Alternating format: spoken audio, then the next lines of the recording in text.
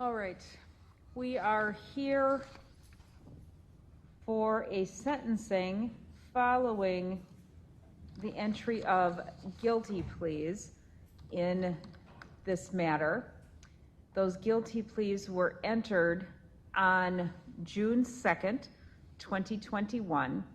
At that time, Mr. Stokes entered a guilty plea to count 1, 2, 3, 4, 5, and 6. Each of those are 1 through 5 is a first-degree reckless homicide, which is a Class B felony, and count 6 is possession of a firearm by someone who's been convicted of a felony, which is a Class G felony. I ordered that there be a pre-sentence investigation prepared. I do have that in front of me. It looks as if it was filed with the court on July 16th, 2021. Mr. Schindhelm, on behalf of the state, have you had an opportunity to review that matter? Yes. All right. Do you have any additions, corrections, deletions, anything? The only correction, Judge, on page 5, the lists of prior convictions neglects to include 07 CF 1109, which is a felony intimidation with a victim, Teresa T. The defendant was sentenced to 1 year initial confinement, 2 years of extended supervision. That conviction is mentioned in passing on page 6, but they didn't spell it out in the prior record. All right. Thank you. Mr. Opland-Dobbs, on behalf of your client, have you had an opportunity to review the pre-sentence investigation and go over it with him? Yes. All right. And do you have any additions, corrections, deletions? Yes. So back on page number 5, where Mr. Schindhelm just was, Okay. right in the middle of the page, there is listed a battery conviction that should reflect a conviction for substantial battery. Okay, Right. that's an 06 CF 4981? Yes. Okay, so it should be a substantial battery. Yes. Okay. I agree with Mr. Schindhelm about the missing intimidation of a witness charge. On page number 8, under family information, Mr. Stokes's father's name is Leroy Johnson, Leroy Johnsson. The person listed there, Willie Stokes, is a stepfather, actually, of Christopher Stokes. Okay. And that's it.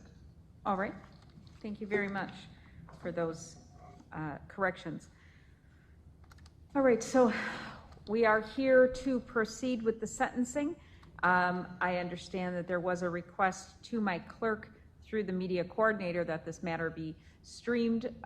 So I have opened up the Zoom meeting. We do have that capability now, so it is streaming. I also have a number of people out in the gallery.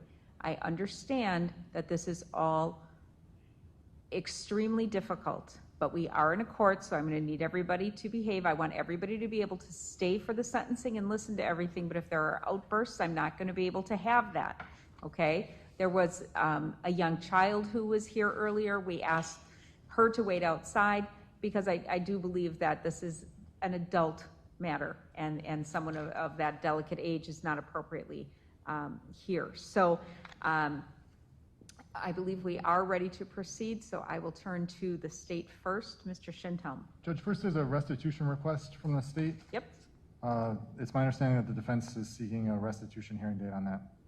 Okay, this was the restitution, it came in at about $28,000, but that is the actual cost. Crime victim compensation apparently paid $25,000, and the remainder of the costs were waived by the funeral home.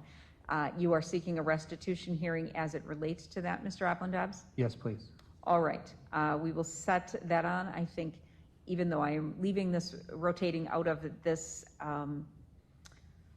assignment, I think it's appropriate for me to do this, given that I'm the one who will have presided over this. So we will set it on my calendar. Why don't we go ahead and select that date before we get going with the sentencing?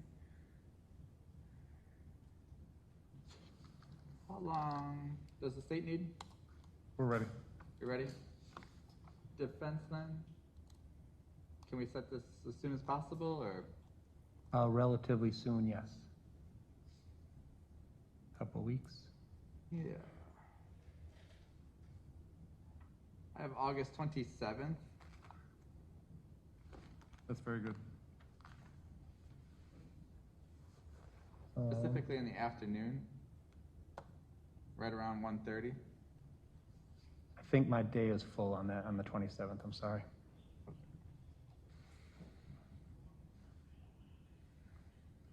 I have September 2nd.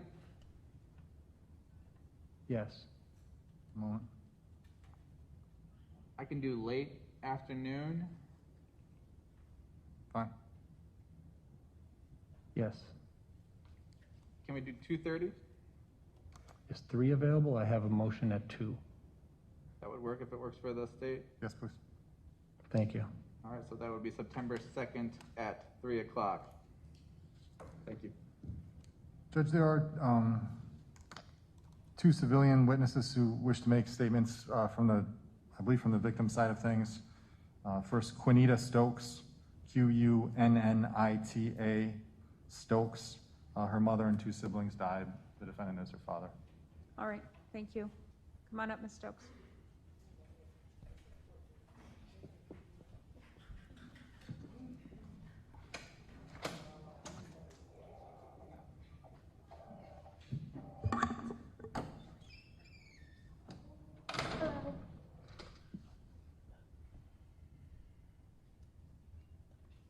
You want to go ahead and state your name for the record? I really ain't got much to say besides you was a bitch. Everything about you was bitch made. And you bogus as fuck. Instead of you sitting right here, you should have died. You should have killed yourself. I mean, what was the point? My life no better. At all. You a heartless bitch. A heartless bitch. Pointless as fuck. Then you sitting here just looking how the fuck you looking. Looking stupid, because you're a bitch. Okay, well, I'm done, because he another bitch. That's all I want to say. Fuck you.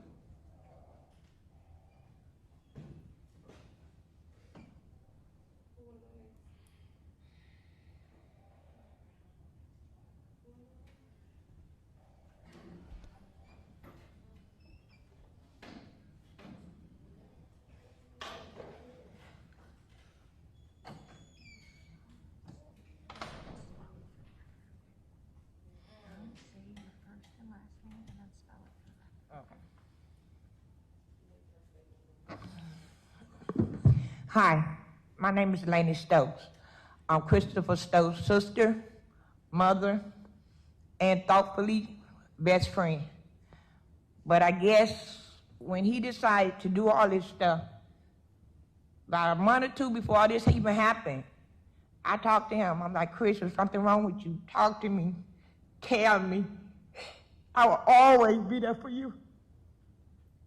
But you didn't. You just said you didn't want to talk to me no more. You ain't had nothing to do with me. Is this why you told me that? This what you had planned all the time?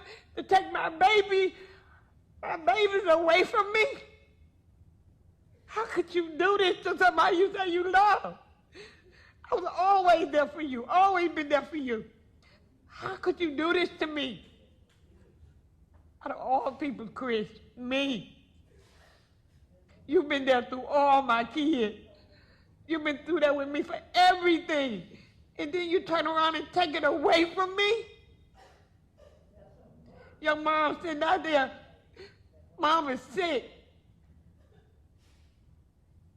And now you got her worried about you. I need you to say something to me, Chris. Please, I don't care what it is. Just say something. I'm sorry, but... Say something. Why? Why? Why, Chris? Why? Why? Opportunity when the defense talks that he may say something at that time. He's not allowed to talk right now, okay? Okay. Okay. But still, there's something that you need to know. I am so mad at you. I am so mad at you. But I love you so much. And it hurt. It hurt. I love you. It hurt that you did this to me. It hurt. Don't you ever think that I don't love you? Because I do. No matter what you did or how you did it. I knew it was wrong. You knew it was wrong. But my love is going to always be there. And I'm going to love you just as hard as you hurt it, just as hard as you hurted them. I ain't wishing nothing on you, baby. Nothing. But believe. God got this. We going to make it. You going to make it. You going to make it. Thank you, Ms. Stokes. Judge, there's one more, Miss Talisha Stokes, Telisha. Oh.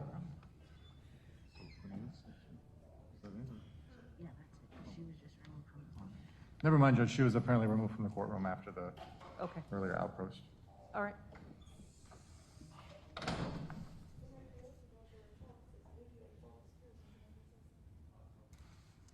Go ahead.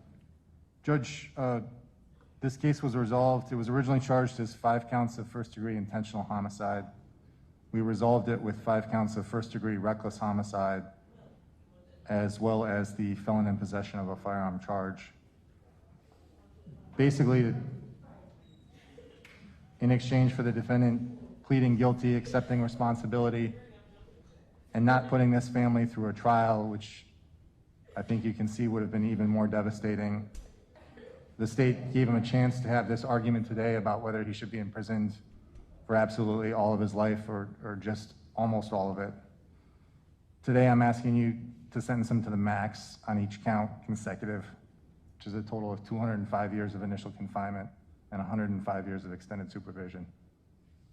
I don't believe any other sentence would be just on these facts.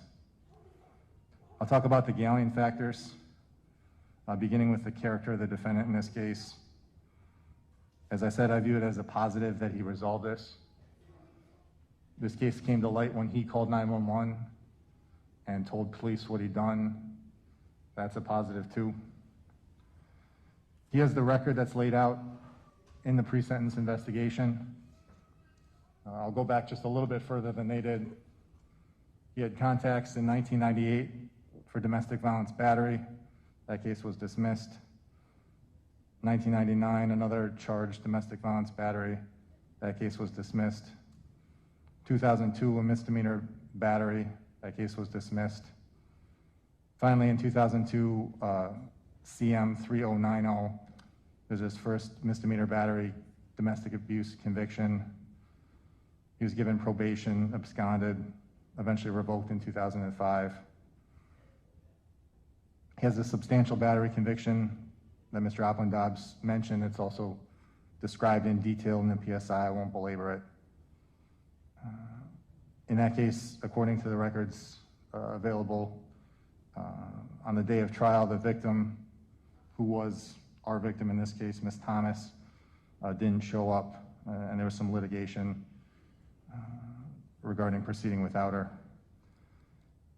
He was also convicted of 2 counts of felony bail jumping in 2007 and the felony intimidation of a witness in 2007. I believe that's all basically was tied up in one domestic abuse case involving that victim. The facts of those cases are described in the PSI. I won't go into them. In 2012, he had another domestic abuse conviction. This one would have been a misdemeanor, but for the DV habitual tag that was on there, it involved a different domestic abuse victim. He was given 18 months initial confinement, 1 year of extended supervision, again went through the batterers intervention program. In 2016, he had a disorderly conduct. This was not a domestic abuse case. This was an incident at Children's Hospital where we made some pretty extreme threats to a nurse and another man that was there.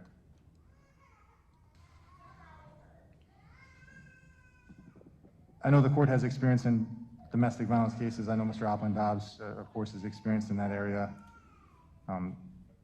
The defendant's history is shocking to me because you can look at it and say, look at this history of domestic abuse, look where it ended up, but it's also shocking to me because there's nothing in it that's unusual. It's unfortunately commonplace. I know the court's seen dozens, if not hundreds of cases where someone has a record like that, a serious domestic violence record where they've repeatedly been to jail or prison, been given probation, been given the batter's intervention program.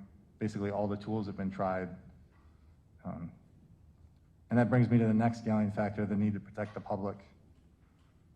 I don't know how you can protect the public from something like this if you can't predict it.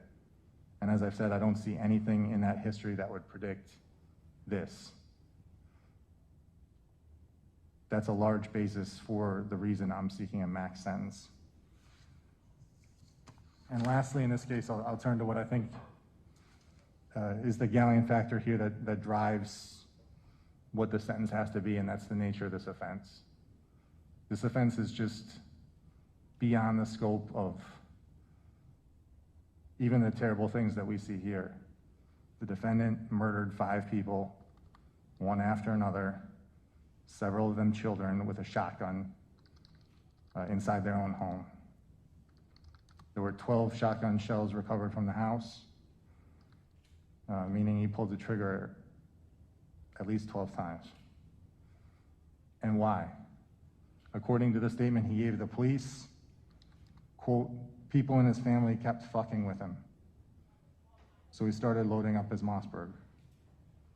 It's described in the police reports of his custodial interrogation as his nephew, one of the victims, got to talking slick, and then someone else came in, so this defendant got to shooting. He describes his nephew trying to make it out the window but not making it. Judge, I've got 6 photographs here. I've shown them to Mr. Offenbach. We're good. Thank you. Ask the court to look at them as I describe these photographs. Basically, as they were found. Each one has their name and age on the back. Give me a minute, please.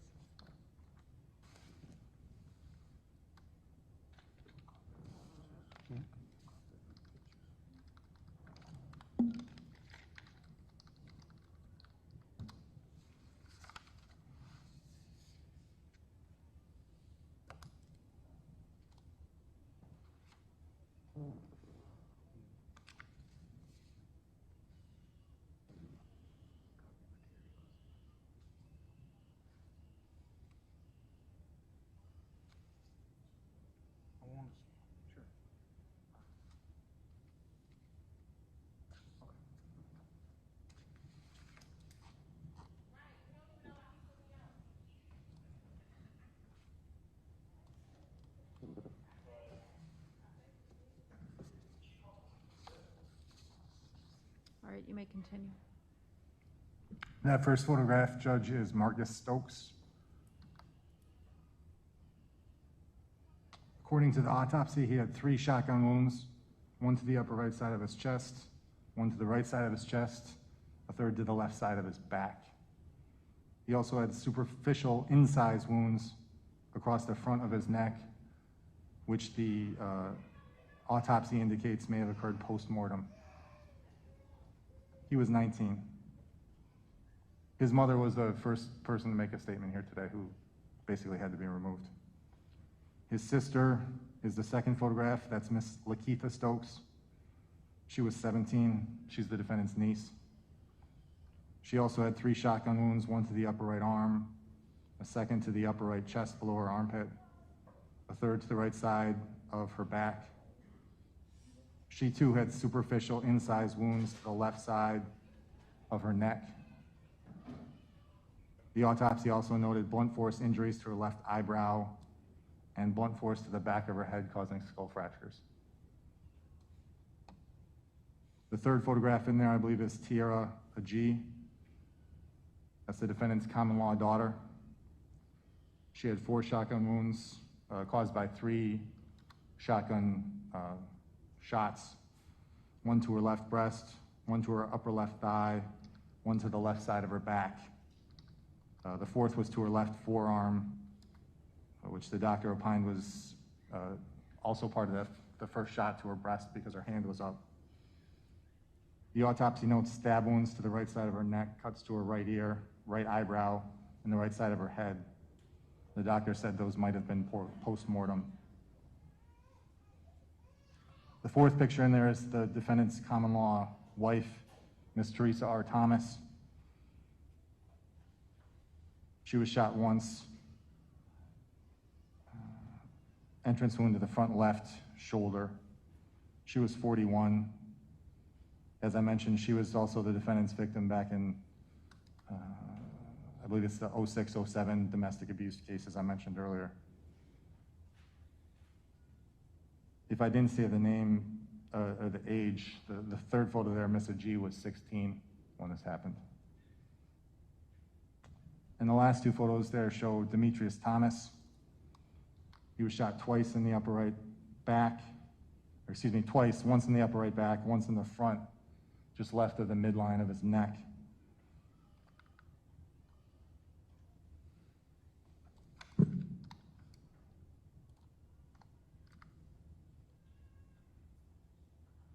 Mr. Thomas was 14.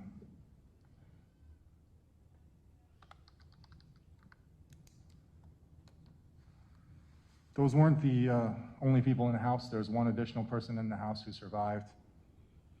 The defendant's grandson,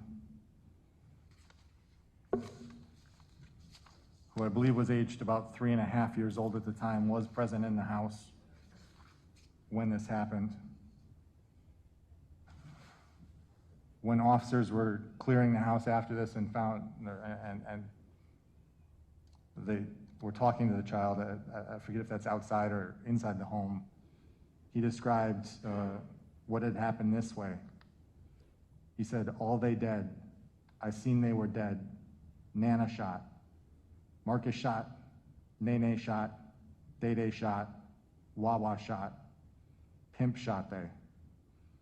And we later learned from the family that the defendant asked that child to, I guess, jokingly call him Pimp because the defendant felt he was too young to be a grandpa. So that was like a nickname that the child used for him. Later, when a forensic interview was conducted with that child, he said the defendant shot everyone and that the defendant washed the blood off him afterwards. Also described seeing the defendant stab Nene, who was Lakeitha Stokes. The defendant, as I mentioned, had called 911. In his description to the telecommunicator, the defendant says that his grandbaby, that child, looked him in the face, and that's the only one he didn't kill. The defendant said he didn't kill his grandson because his grandson told him, quote, "Pimp, don't hurt me." Judge, the defendant has, I know, his own somewhat tragic history. I know the court's familiar with it from the various examinations that were done earlier on in this case. I'd expect Mr. Opland-Dobbs may mention it. I'm sympathetic to all that. But when you look on these facts and the fact that the defendant shot one person and then shot that person again and then shot that person again and kept doing that, 5 different people, those crimes just compound each other and they just make each one look worse. And you can see what it's done to this family. It's just an extinction level event. I don't know how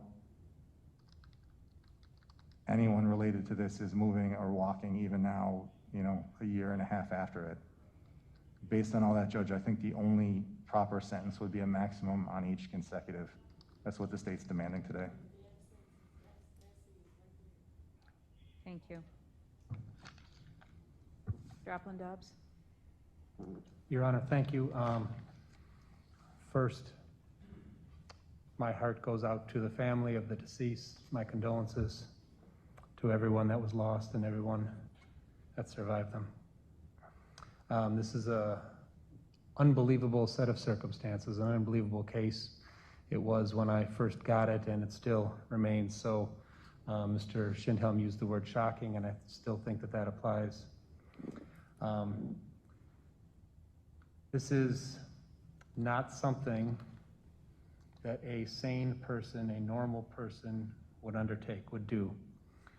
And we did go through the process of getting NGI examinations, not guilty by insanity examinations done. And neither of those reports that I'm sure the court has read supported that legal conclusion. Now, despite that, none of this makes any sense, even after getting all those psychological examinations done. They didn't support the NGI plea, despite what I think are pretty undisputed facts that Mr. Stokes woke up one morning with no real specific problems or disputes that anybody could really point to. Nothing that would call for such an angry and violent reaction. There's nothing clearly that should have, would have set him off at all. But he used a shotgun and killed members of his family, women and children. And then he called 911 on himself. And then he waited outside on the front stairs for the police to arrive. And then he confessed everything to the police, explained everything that happened. It clearly doesn't make sense. It's not something that a healthy mind would undertake. The records that the psychologist reviewed confirm that a couple weeks, a couple months before this happened, in March of 2020, Mr. Stokes sought help. There's a clinic called Bread of Healing that Mr. Stokes started going to, asking for help for anger, asking for help for voices that he was hearing. This was early March 2020. Because of the pandemic that was starting, the counseling sessions were abbreviated. They were done over the telephone or like a televisit of some sort.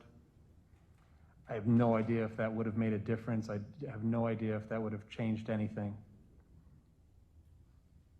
But while his mental health didn't rise to the level necessary to, exculpate him or relieve him of the criminal responsibility for this, these homicides have everything to do with a person who clearly lost their mind, snapped, had a psychotic break of some sort.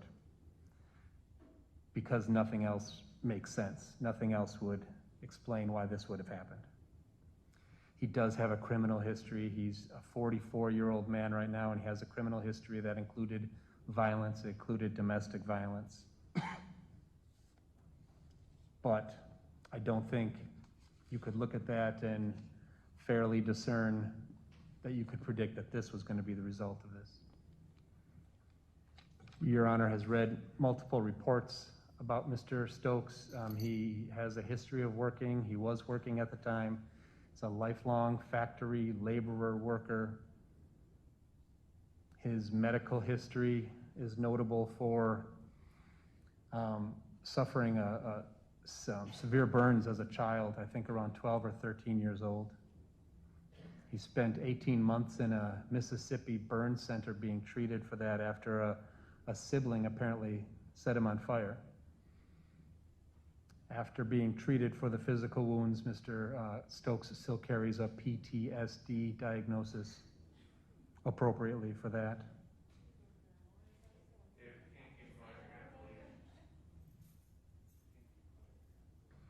Mr. Stokes, for what this is worth, has been remarkable as a client. Remarkable in the sense that he's always been polite and considerate to me, and he's always expressed a thorough resignation to his fate. Again, for what it's worth, he's stood out to me as a client in his acceptance of reality and what he's brought on himself.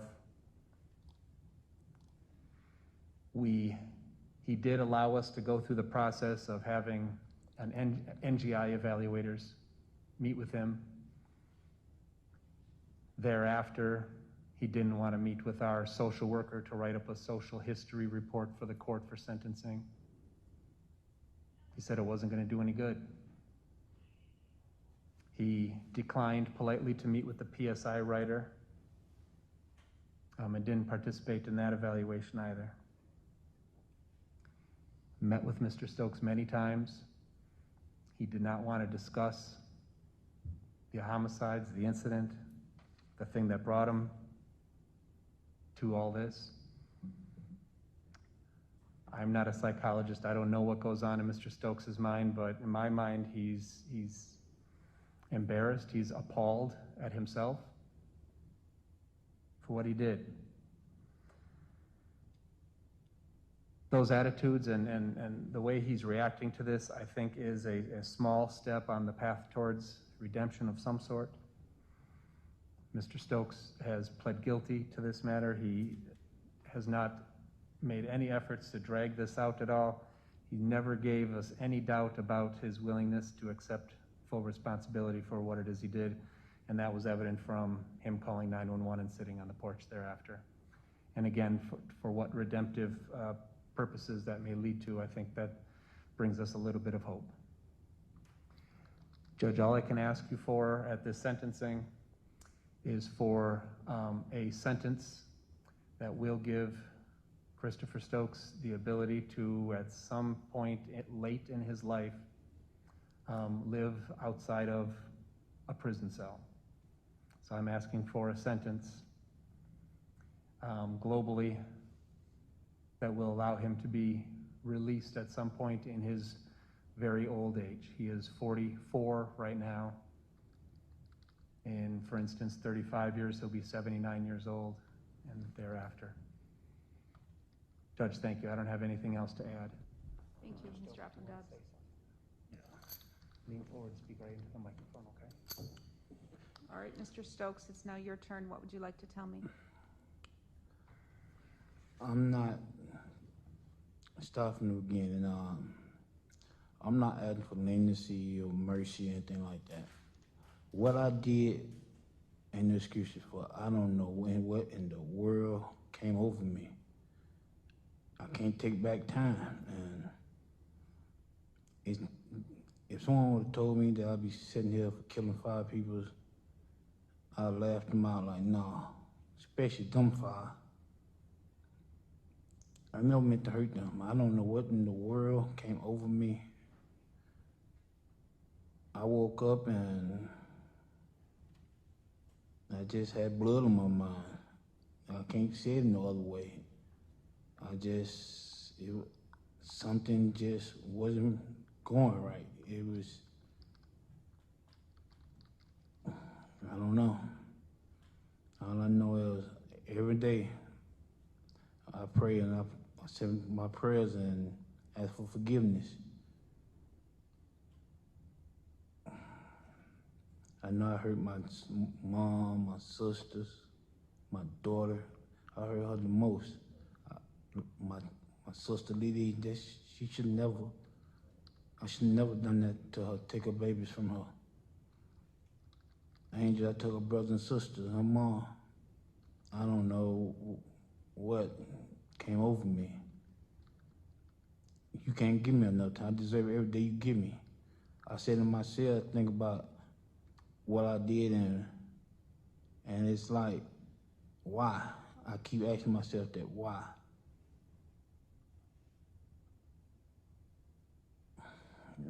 I don't know. And I hope one day they'll forgive me. And I hope one day in time I see TM again and hope they take my apology. I deserve everything I get. I'm not asking for no leniency or anything like that. I deserve it because I shouldn't, nowhere in the world should have done what I did. I said to myself every day, and I try to think like, why? We wasn't going through nothing. They says right there, ladies be at the house all the time. My daughter, we wasn't going through no more than an argument, normal arguments, stuff like that, for something to make me snap like that. It just wasn't right, you know. She didn't deserve it. The kids didn't deserve it. None of them deserved what I did. So I don't want to take too much more of the court's time, but I don't know what made me do it, and I'm sorry. I never tried to beat it or get it. The reality is I can't take it back. No matter how many times I apologize, I can't bring it back.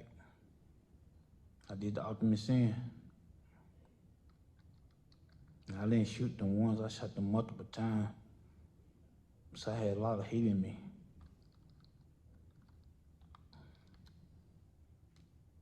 I deserve to be locked up. That's it. All right. Thank you.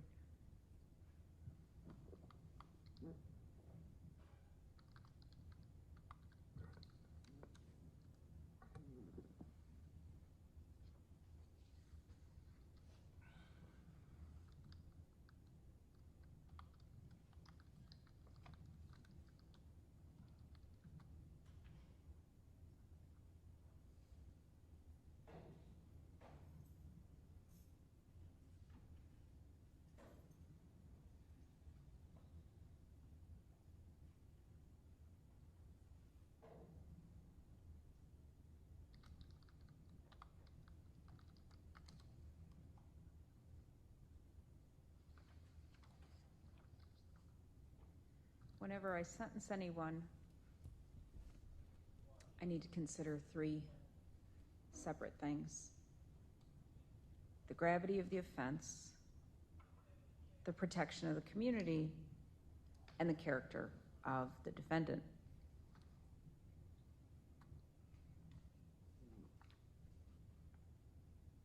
Obviously, the tragedy of this cannot be overstated, ever.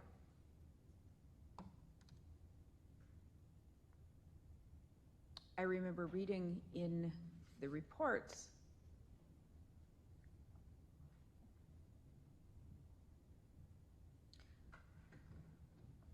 about how one of your victims, and I don't believe she was identified by name in that report, soiled herself because she was so afraid, because she was begging you for her life.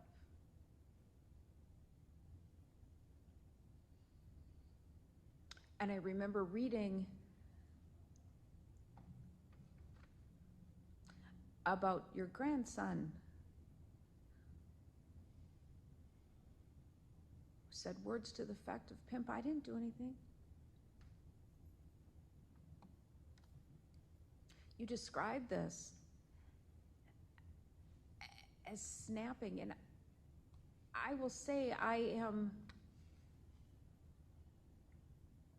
think it's a natural instinct to do what Mr. Oplin Dobbs did in saying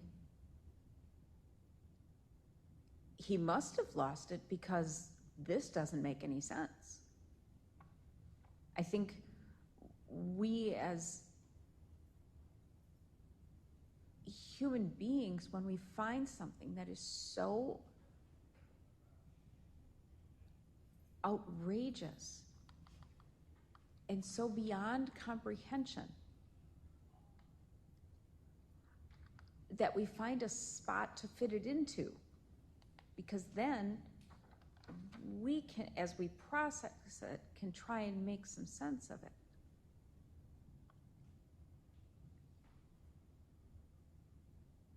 But this was not even just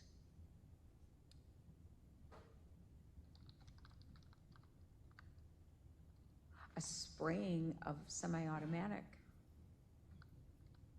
to read the description of this, it was as if it was a hunt throughout the house for who was where.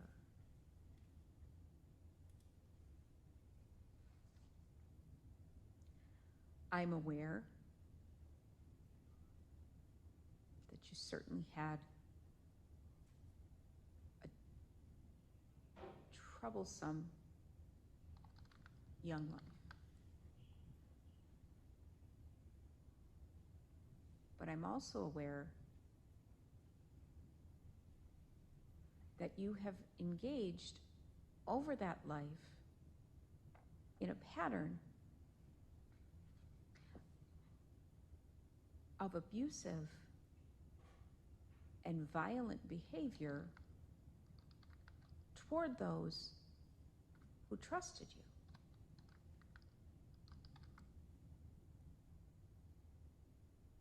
I heard your sister speak and say, I tried to talk to you. What was going on? I wanted you to talk to me.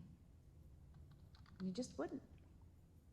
I don't know if, who knows? We can look back with hindsight and say, well, if it hadn't been telehealth, if you'd been able to, do an inpatient or something like that.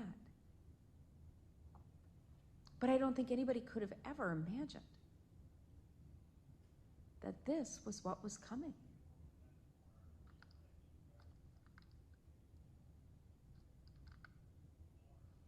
Obviously, the gravity of this cannot be overestimated. The first thing that I am required to do, of course, is consider whether probation would be appropriate. It is not. Everyone knows that, but by the law, I am required to consider that. So this will be a prison sentence. I'll get to the numbers at the end. Mr. Shindhelm, as far as any no contact orders. Judge, I'm not aware of a specific request at this point. I'd ask that perhaps we could update the court at the restitution hearing if there's any that are sought. Obviously, for those of you that are still in the courtroom, I direct my comments to you, and I know that you will share them with those who have been asked to leave because they were overcome.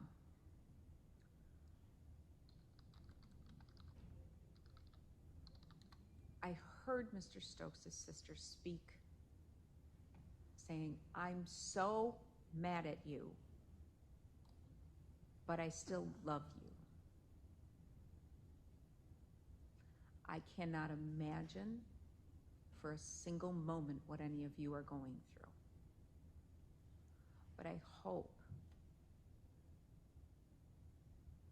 that you are able to care for yourselves and one another in processing the gravity of this unbelievably horrible event.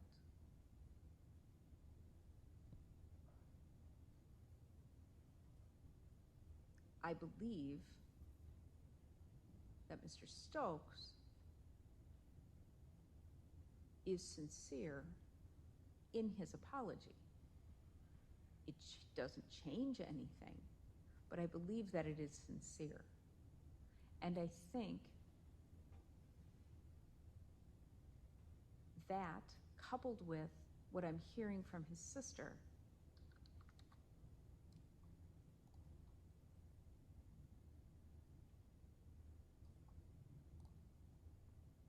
holds out hope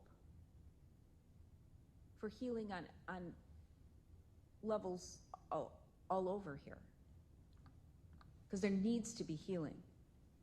This pain is obviously so incredibly raw for everyone involved that it is necessary for healing, or it will eat everyone up. So we will speak to no contact orders at the restitution hearing. Anything that is in place right now continues until that restitution hearing.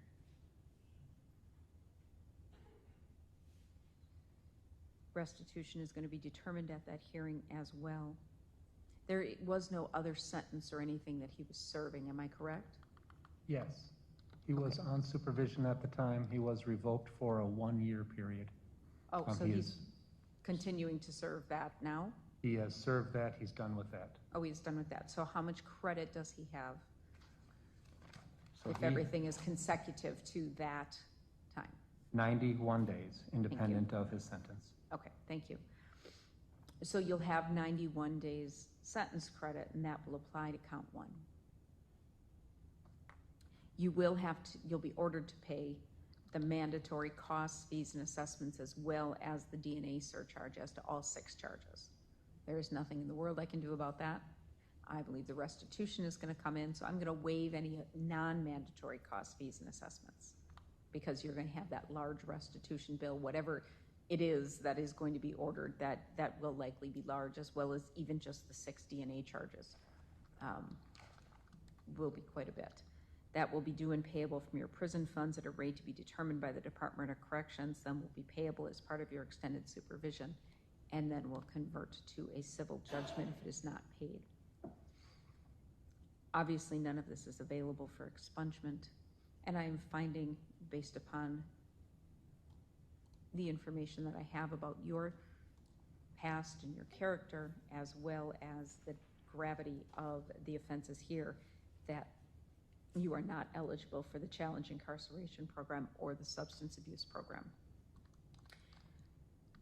You may not have any firearms, as you are now a convicted felon. Violation of that is punishable by a fine of up to $25,000 and a 10-year period of imprisonment. You cannot vote until your civil rights are restored, and you will not be allowed to possess body armor at any time. If those no contact orders are ordered at the restitution hearing as part of your sentence, that any violation of that will be punishable by a $10,000 fine and a 9-month period of confinement. You do have the right to appeal my sentence, and your attorney will go through those rights with you.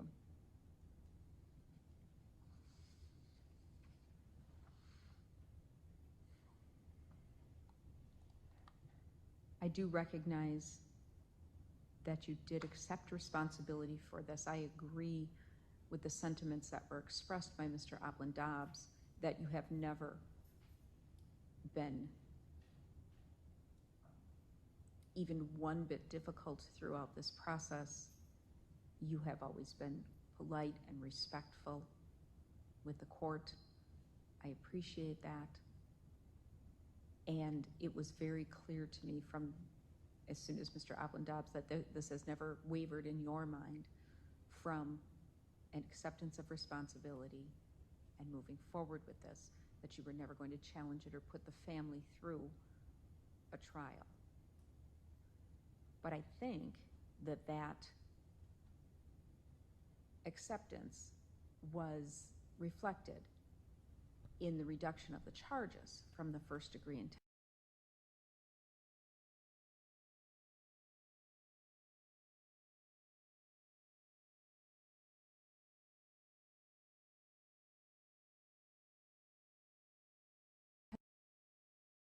You have come to understand any reason that you did this. And that makes me believe that there's no way to be sure that you would not do it again.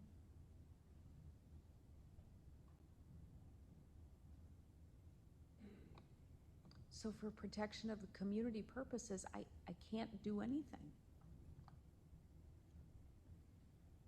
but guarantee that you will not have an opportunity for that.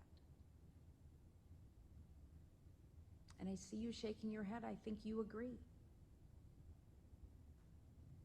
Not to put words in your mouth, but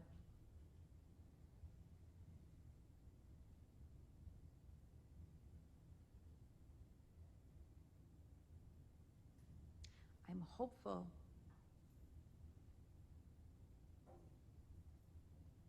that your 3.5-year-old grandson is able to bring a spark of joy to this family as a 3.5-year-old will.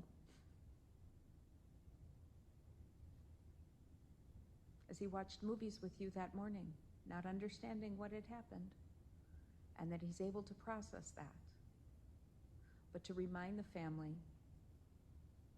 of everything that it is still good.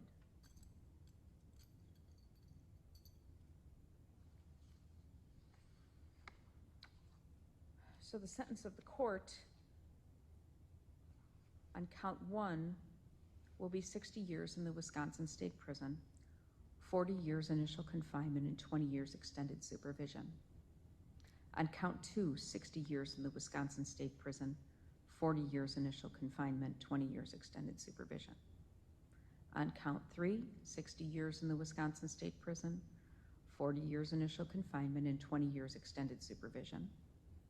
On count 4, 60 years in the Wisconsin State Prison, 40 years initial confinement, 20 years extended supervision. On count 5, 60 years in the Wisconsin State Prison, 40 years initial confinement, 20 years extended supervision.